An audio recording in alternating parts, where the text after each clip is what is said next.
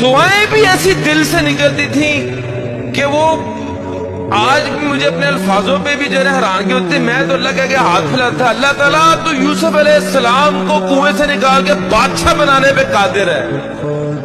یا اللہ تو یونس علیہ السلام کو مچھلی کے پیٹ سے باہر نکالنے پہ قادر ہے.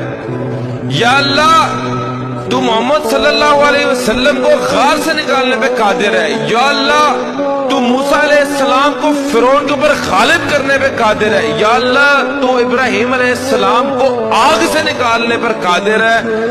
یا اللہ میرا مسئلہ تیرے آگے کیا ہے؟ 1.5 مہینہ مجھے آج بھی یاد, 1.5 مہینہ, اور جس چنگل میں پھنسا تھا وہاں سے آزاد ہو گئی. میری 100% ریکوری ہو گئی. میں بالکل ایزی ہو گیا.